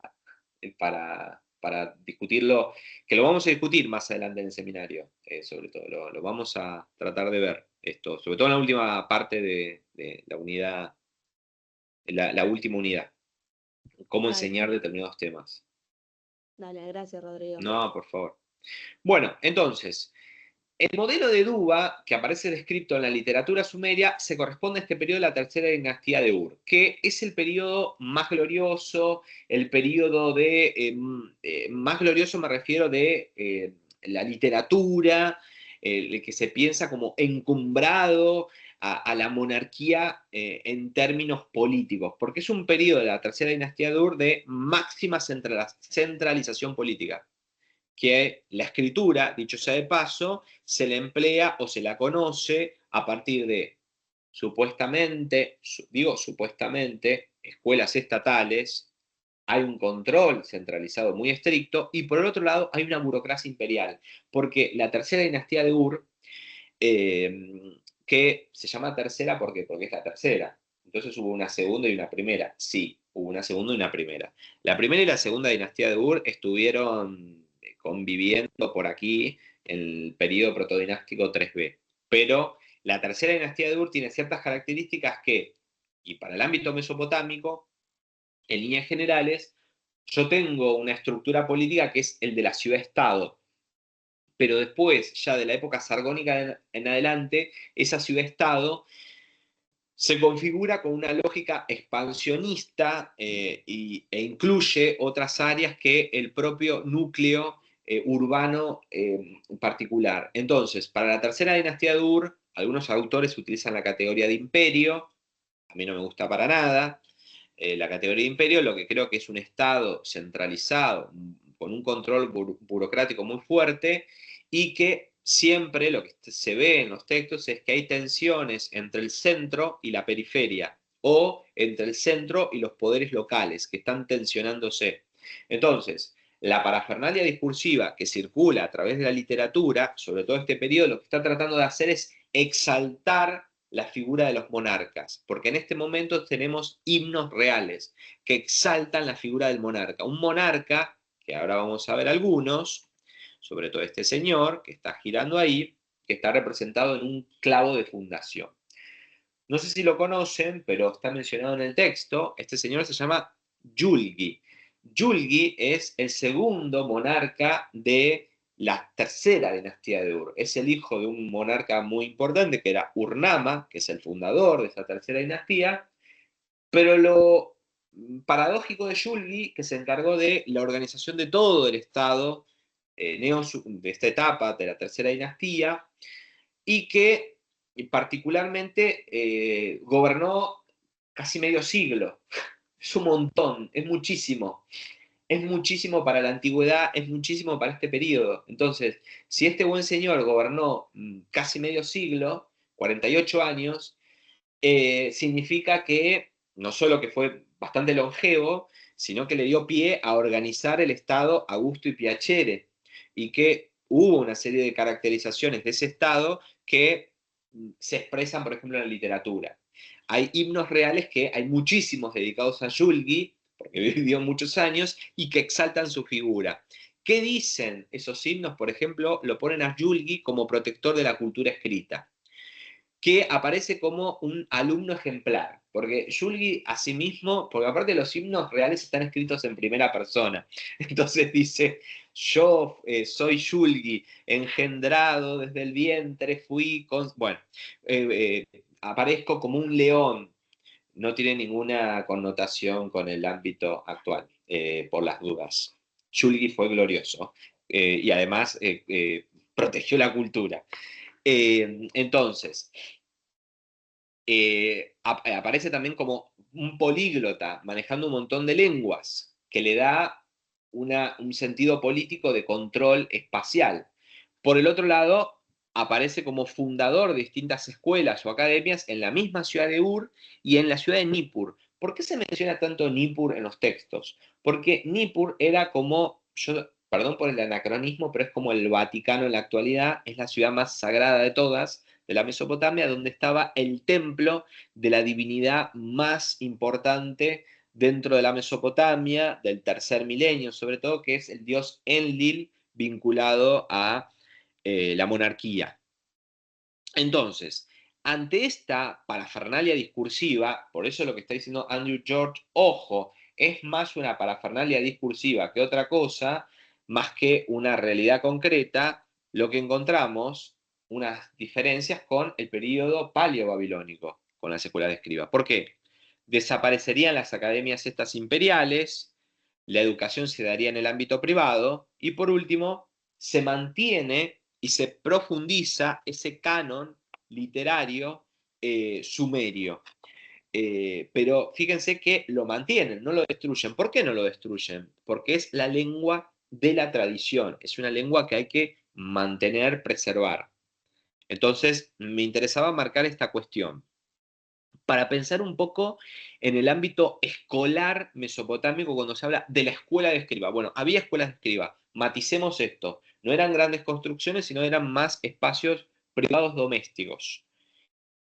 ¿Qué pasa del otro lado del charco o del otro lado del río en el Nilo? Bueno, tenemos a este señor, Nicolás Grimal, un francés que es muy famoso por haber escrito este libro que está por aquí, traducido a una infinidad de lenguas, como el castellano, Historia del Antiguo Egipto, y que se ha dedicado a estudiar cuestiones, entre ellas de la escritura y la circulación de la palabra, pero no solo eso, algunas cuestiones que ha estudiado Grimal y se ha encargado es de armar relatos históricos desde la academia para su difusión, sobre todo de Egipto, que nos viene muy bien, dicho sea de paso. Entonces, ¿qué pasa en el caso de Egipto y qué plantea Grimal? Bien, primera cuestión. Hay una cuestión que él señala en el ámbito de la escritura, en esta sociedad escribal, que la escritura está vinculada, si lo vimos en Mesopotamia, con el mantenimiento de una tradición. Hay una serie de cuestiones que están en la cultura escribal egipcia que tienen que ver con una sociedad muy estructurada, pero yo hablaría desde arriba, no desde abajo, no desde el llano, del ámbito del pueblo, sino desde arriba, y me refiero de esta cultura de élite, y específicamente desde la organización estatal. ¿Por qué? Porque aparecen textos que no solo regulan la vida cotidiana, sino también, y muy importante, el más allá. Pero ¿qué ocurre acá entre esa vida cotidiana y ese más allá? Que aparece en esta cuestión de textos formulaicos, etc. Son exclusivamente para consumo de la élite, no para el del pueblo más llano. O sea, lo que tenemos son cosas que circulan en el ámbito de la élite. Entonces, la escritura, primera cuestión, es un principio organizador, diría este buen señor, de la vida social y cósmica. A mí siempre me hacen, lo digo a título personal, los egiptólogos que ya ponen la palabra cósmica. Ya cuando aparece la palabra cósmica, es como que me hace ruido. Yo podría plantear, bueno, organiza la vida cotidiana como principio social, pero también el ámbito más de tipo religioso, ritual. Insisto, el ámbito egipcio que a nosotros nos ha quedado de esta cultura escribal, escrita, destaca sobre todo esta conexión entre el plano terrenal y el plano cósmico del firmamento. Y de hecho aparece Egipto en el plano más terrenal como una reproducción, si se quiere, de lo que está planteado en el registro, en el firmamento, ¿no? Pero bueno, a mí hay cuestiones que siempre en lo personal, digo, me hace mucho ruido. Uno de los conceptos con los que trabaja es con la noción de escriba, el cual aparece como el depositario de toda la sabiduría. Fíjense que hay una cosa que se plantea como diferente con Mesopotamia, o al menos la perspectiva que le concede Grimal. Y establezco acá un contrapunto, que si bien no lo incluí en el PPT, con el texto de Harim. Harim está hablando específicamente de los escribas de un sitio que es Deir el-Medina, donde yo ahí tengo un ámbito de artesanos. Deir el-Medina era una aldea en el sur de Egipto, en la zona del Alto Egipto, ahí en la región de en Luxor. Pero lo que es interesante que en Deir el-Medina tengo la aldea de los artesanos que tienen sus propias tumbas, pero a la vez son los que decoraron las tumbas de los nobles. Y que las tumbas propias, personales de estos artesanos tienen decoraciones muy significativas. Significativas me refiero a que pelean cabeza a cabeza con los gustos o las formas decorativas que se utilizaron para la élite. Entonces, algo que es importante aquí es que uno no puede pensar la escritura, en el caso egipcio, despojada del ámbito de la imagen o de lo iconográfico. Texto-imagen es un concepto que creo que hemos mencionado, pero que es en buena medida importante tener en cuenta para pensar el ámbito de lo egipcio. Que la escritura es una escritura que potencia sobre todo, potencia muchísimo más que otros sistemas de escritura, la cuestión visual y la articulación entre iconografía y epigrafía. Entonces, ese escriba, que digo este contrapunto con Haring, porque Haring, estoy hablando de un tipo de artesanado que maneja escritura y que maneja también cánones estéticos representacionales en un espacio ritual y en un espacio mortuorio. Acá el escriba, como depositario de todo el saber, es alguien que estaría en diferentes compartimentos de la vida social egipcia. Bien, entonces, ¿qué podemos decir de este buen señor, de este escriba? Primeramente, aparece como un funcionario omnipresente, sobre todo por algún tipo de textos, como, por ejemplo, uno muy conocido que se llama El Elogio del Escriba, que hay 2 copias de este mismo texto, uno del Reino Medio, otro del Reino Nuevo, y que en ese elogio del escriba, lo que se está exaltando, o lo conocemos como elogio del escriba, es la función del escriba como tal. ¿Por qué? Porque a diferencia del campesino, no tiene las manos rasposas, entonces el escriba tiene unas manos más tersas, delicadas, porque su oficio lo coloca en un lugar particular. Bueno, piensen en el universo egipcio, que hay una exaltación ahí de toda esta cuestión desde la pompa más discursiva. Mediador entre el orden social y cósmico, sobre todo porque creo yo, acá es importante esta idea del mantenimiento de una memoria cultural, y sobre todo porque es el que maneja la escritura ligada al proceso de mantenimiento de la tradición.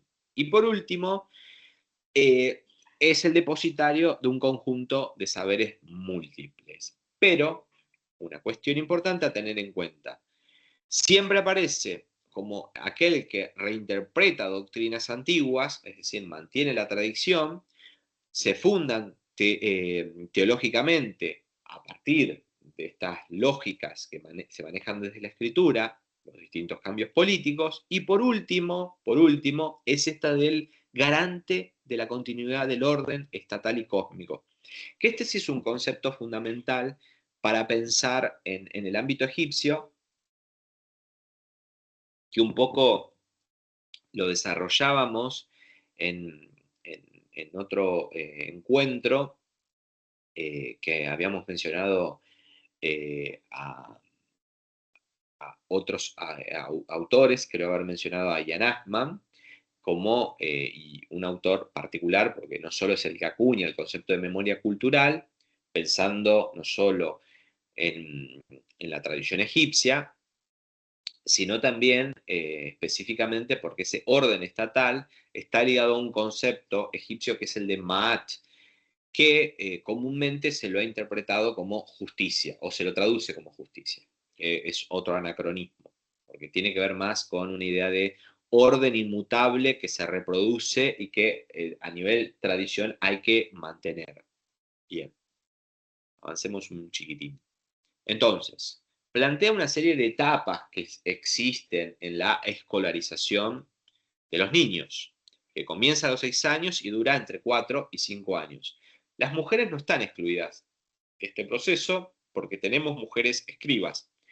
No solo porque lo sabemos por escrito, sino que hay representaciones en distintos espacios como tumbas, donde hay mujeres que tienen debajo de ellas, colocadas en las tumbas, la paleta específica del escriba.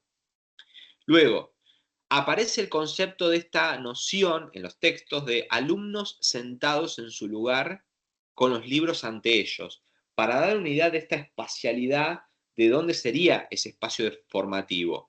Entonces, ¿cuáles serían esos lugares de enseñanza? Aparecen las casas particulares y dependencias de templos. El templo como una institución, como una casa, ahí vamos a ir al concepto de casa, pero este espacio de lo doméstico que fíjense que lo habíamos señalado ya en Mesopotamia. Y ahí aparece este concepto de casas de la vida, ¿no? Per Ang, que aparece o se menciona como un lugar de archivo, de copia y de enseñanza.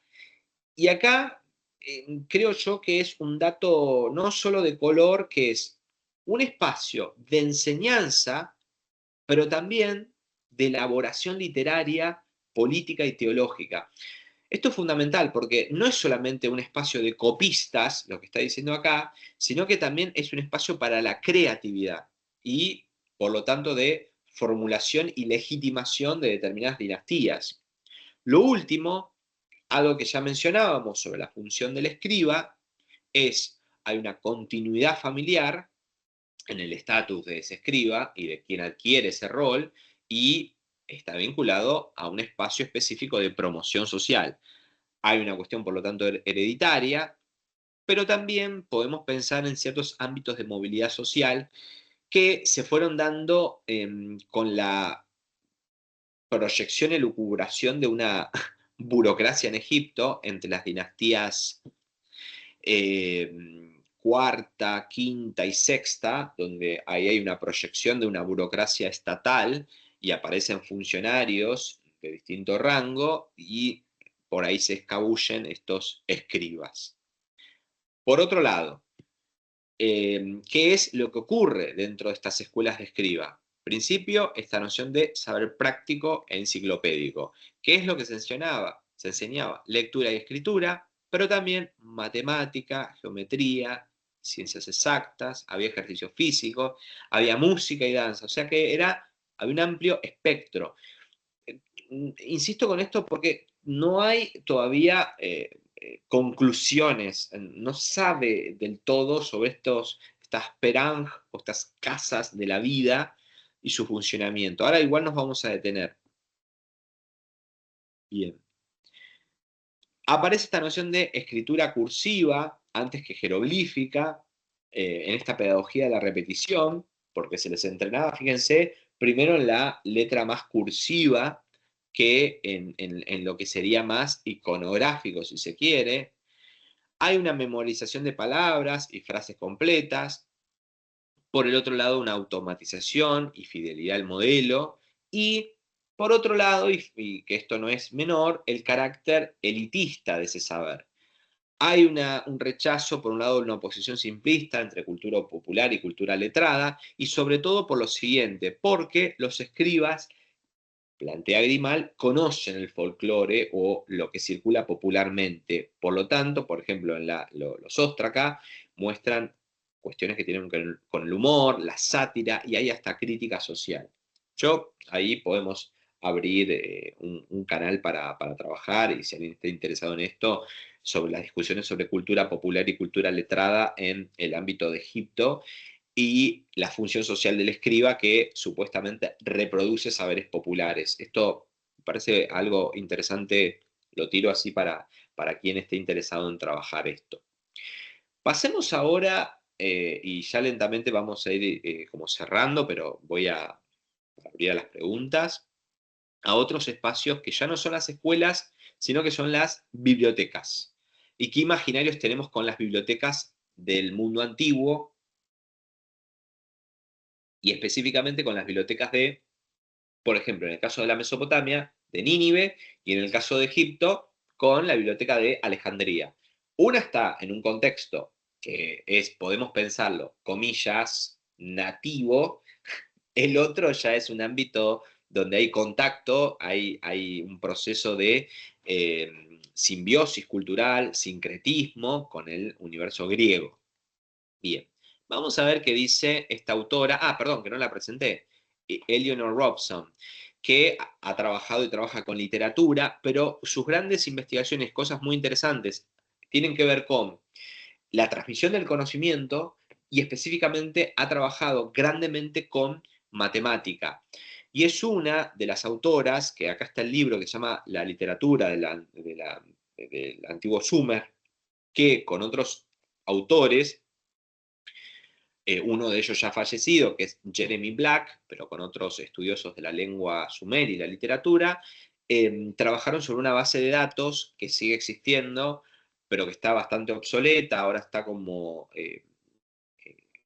migrando hacia otro lugar, que es la base de datos de textos literarios sumerios, que sobre esa hablaremos en otro momento. Bien, ¿Qué dice esta autora sobre el concepto de biblioteca y si se puede aplicar o no a la Mesopotamia antigua?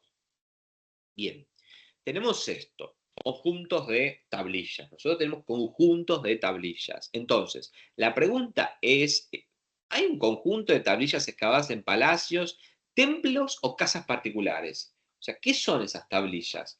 Esos conjuntos que aparecen.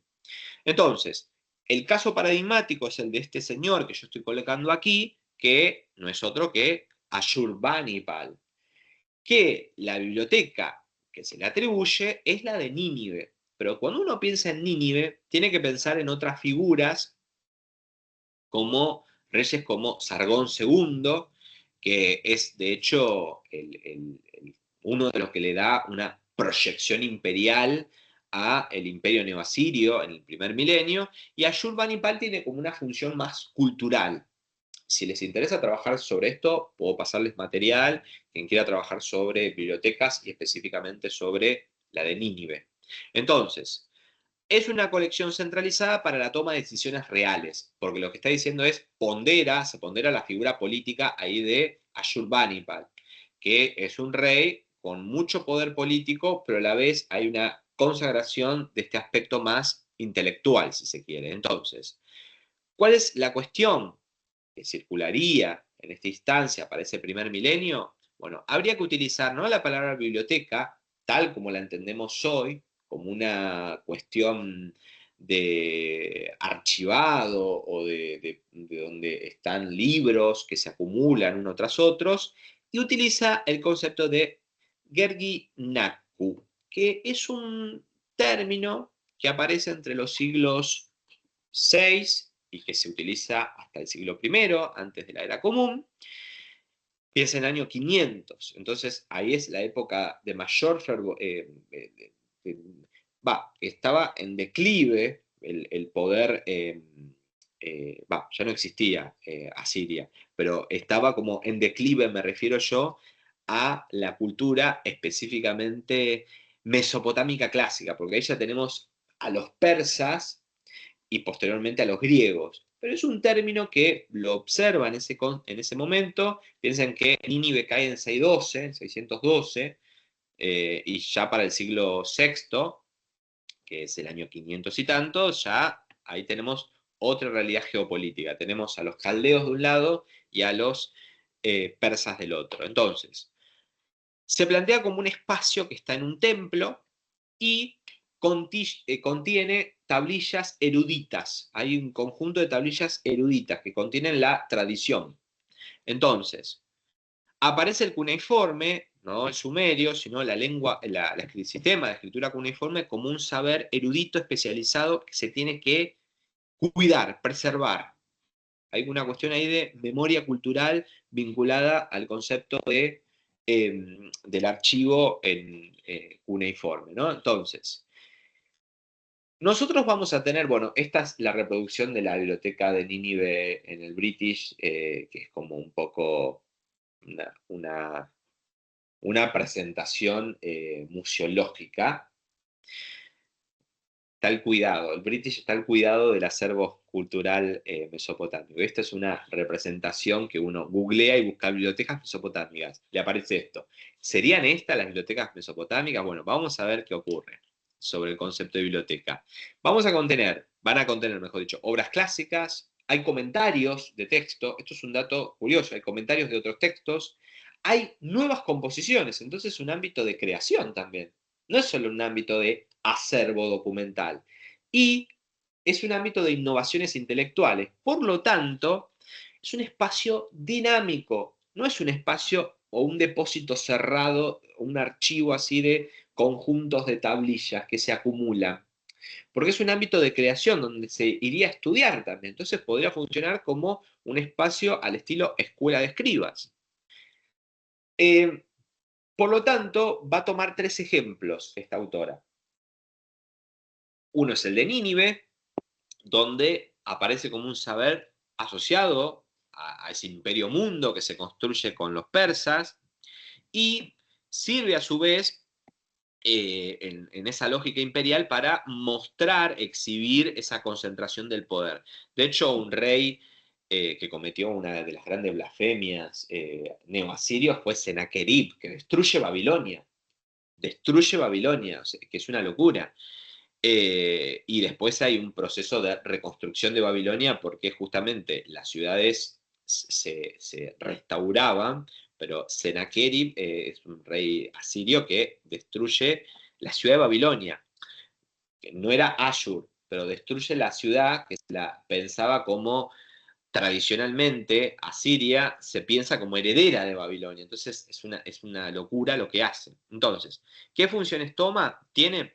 Toma decisiones reales, legitimación divina del poder, funcionamiento del sistema de patronazgo intelectual. Entonces hay como una cuestión más legitimadora y de fortalecimiento del poder político. La otra es la biblioteca de Calhu, que es otra de las ciudades que construyen los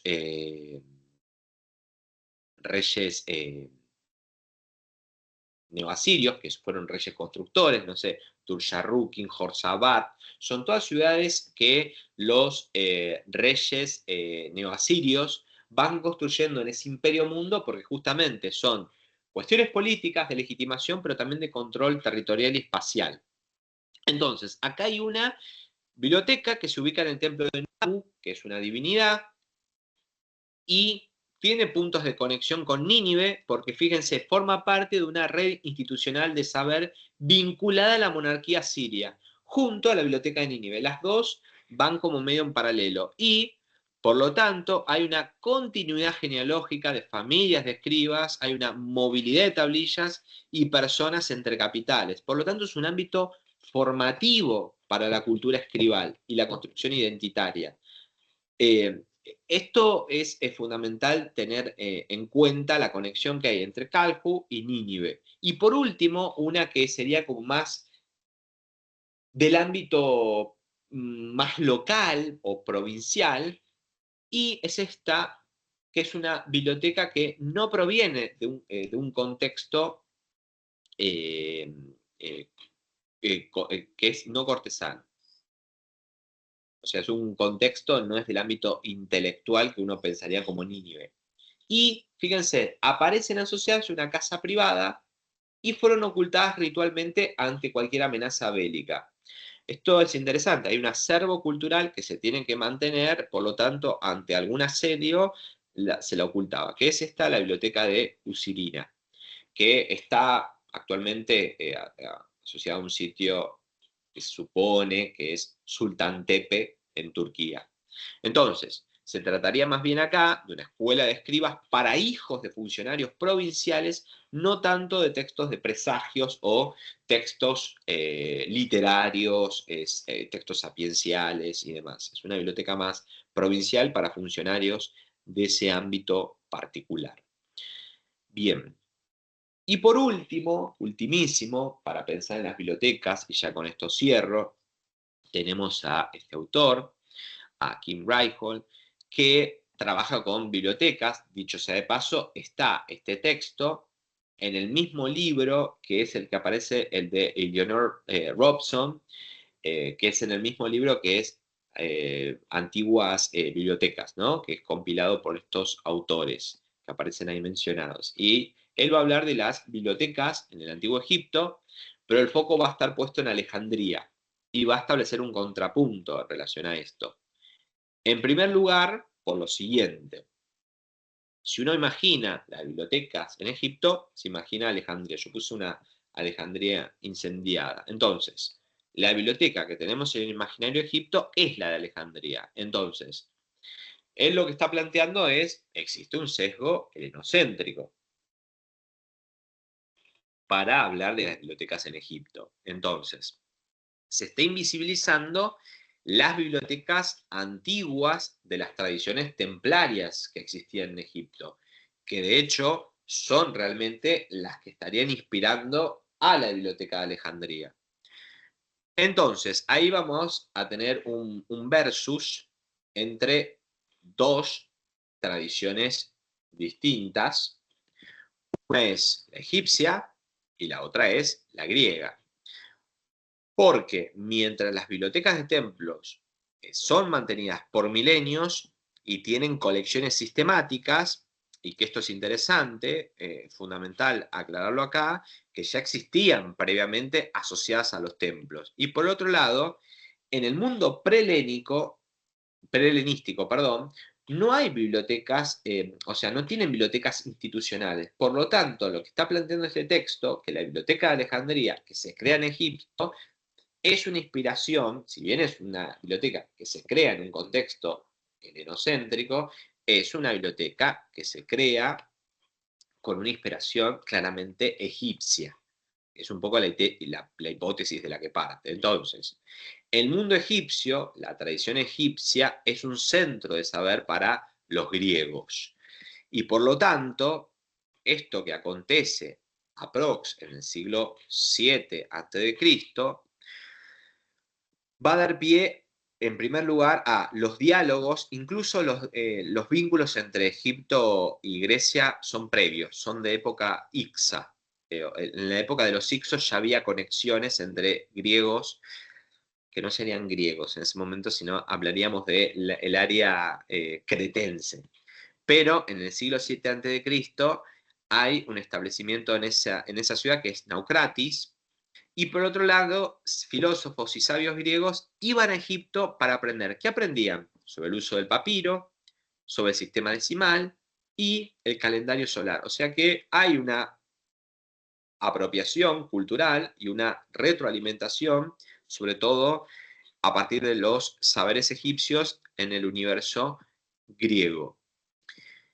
Y por otro, algo que es interesante que hay a nivel documental, que lo menciona el texto, es la estela del sátrapa, que es de Ptolomeo I, que está vinculado a Alejandro, y que de alguna manera lo que menciona en esta estela de Ptolomeo I es cómo se recuperan imágenes divinas y escritos de bibliotecas templarias que fueron robados por los persas. Y luego se da una gran prioridad a estos textos antes de fundar Alejandría como capital. ¿Se entiende? O sea que hay algo preexistente que dio pie a la fundación de Alejandría como capital, como faro ideológico, político, cultural, y que sirvieron esos templos egipcios y las bibliotecas egipcias, ¿no? Entonces, ¿qué podemos decir de las bibliotecas egipcias? Que están los funcionarios ligados a escritos sagrados. Hay textos culturales, litúrgicos, no administrativos. Y ese es un gran problema para en el mundo egipcio. Que no tenemos tantos textos burocráticos administrativos porque la mayor parte de la documentación egipcia procede del ámbito funerario, del ámbito mortuorio, de la dimensión mortuoria. Es un problema porque hay una parafernalia discursiva en esas espacialidades, en esas dimensiones, que hay como que regular esto de lo secular o administrativo, ¿no? Y tenemos, no obstante, referencia ya a la cuarta dinastía en el Reino Antiguo. Por último, las casas de la vida, que son esas escuelas de escriba o directamente, digamos, de casas de la vida, que estaban vinculadas a un espacio más secreto, y hay un círculo sacerdotal ahí muy pequeño, muy hermético, con un acceso restringido, y que no son espacios públicos esto. Entonces, son distintas de la Biblioteca de Alejandría, en principio porque no eran públicas, ese tipo de bibliotecas egipcias, eran cerradas, y no hay una difusión del saber. No implica eso, sino que hay una reproducción hermética de esos conocimientos para un sector particular. Entonces es un círculo muy cerrado, que es un condimento, si se quiere, muy particular, que pervive en Egipto de esos grupos más cerrados de clases sociales como letradas, que están vinculadas a un tipo de circulación del saber. Entonces, siguiente clase vamos a trabajar con tipologías textuales, sobre todo textos lexicográficos, mesopotámicos, las distintas marcas intertextuales que podemos ver. Después esto del bilingüismo sumerio-acadio que hoy mencionamos y cómo se forma un escriba. Y vamos a comparar con lo que acontece en Egipto. Bueno, dejo de presentar. Esperen un segundo. Me voy a con ustedes. Dejo de compartir.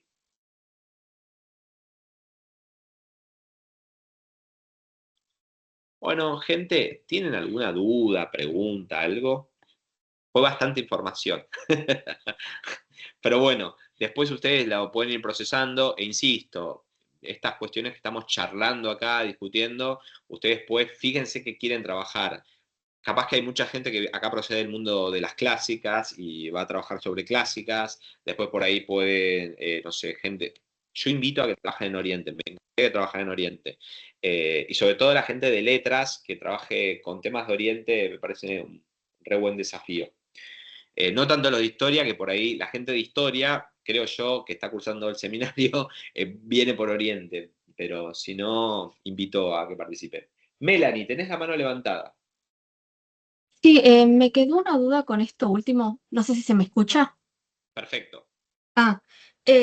Entonces las bibliotecas egipcias son no públicas y cerradas, mientras que la Claro. de Alejandría no. Claro, hay una dice, cuando uno mira las bibliotecas egipcias, tiene en la cabeza Alejandría. La biblioteca de Alejandría, que es un faro, incluso si hoy uno visita Alejandría, la biblioteca de Alejandría actualmente desde que la reabrió, es preciosa, increíble, es hermosa, hermosa es, y gigante. Tienen el imaginario, el mundo griego, básicamente ese mundo helenístico que se abre con Alejandría, que es un ámbito de circulación del saber, de la palabra, etcétera y demás. El ámbito egipcio, el ámbito previo de estas bibliotecas templarias, eran archivos de templos, lo que está planteando el texto, y que la circulación de la palabra estaba reservada para, o de saberes, no de la palabra, de saberes para un grupo particular. Entonces hay un ámbito más de secretismo ahí, para tener en cuenta.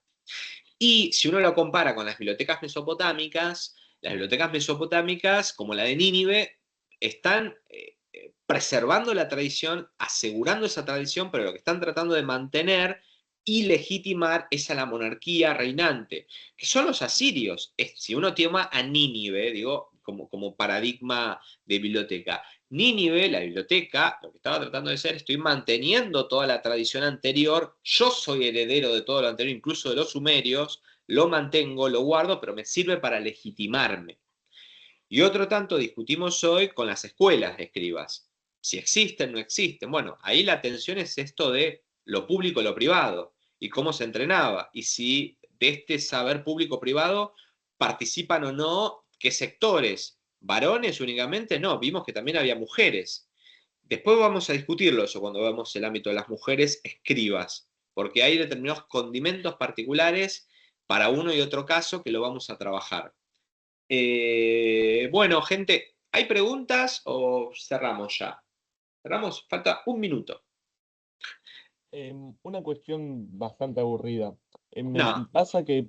No, esta en serio es aburrida, es administrativa, digamos. Supongo que a todos nos debe estar pasando que con las lecturas uno va, bueno, como puede, pensando en el trabajo que para regularizar el seminario, en cuanto a la cantidad de textos, o sea, la idea es que con la propuesta de monografía que hagamos, abordemos una cantidad de bibliografía significativa o al revés, que podamos ir profundizando y acercándonos en base a una selección bien acotada de textos. Bueno, gracias por el comentario. Voy a pasar un chivo. Si tienen ganas, están más que invitados a participar de la jornada que organizamos con Analía, de materialidad y textualidad. Los temas de este seminario vienen como anillo al dedo para presentar ahí. O sea que les puede dar pie a ustedes para participar y presentar un trabajo, una jornada que es de nuestra casa de estudios, con gente amiga y que nos podemos escuchar, charlar y debatir. Si ustedes ya están trabajando con temas de investigación, traten de no decir, bueno, presento una monografía de una cosa que no tiene nada que ver con el seminario. No hay una cantidad de textos. Por ejemplo, vos querés trabajar con lo de hoy. Bueno, son 4 textos, son esos 4 textos. Tratá de darle una vuelta por lo teórico que se trabajó en la primera unidad y le das una relectura. ¿Querés trabajar con bibliotecas? Punto. Trabajo con bibliotecas. ¿Qué hay, qué no hay?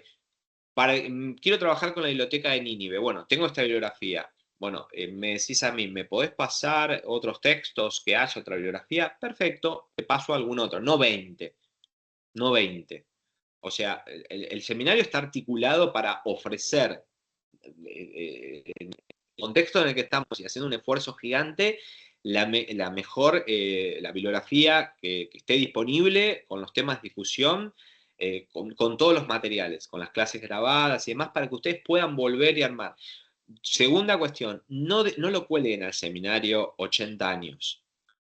Regularícenlo en cuanto puedan. No digo en un mes. Si ya tienen un bosquejo de algo, de lo que están haciendo, chárlenlo con nosotros. Chárlenlo, mándennos un mail, me escribís a mí, o le escribís a Analía, o me escribís a mí por los temas, y lo podemos ir charlando. Por ahí no te vamos a responder ya, porque estamos también, como todo el mundo, tapados de trabajo, pero charlemos y vayamos viendo qué cosas quieren trabajar.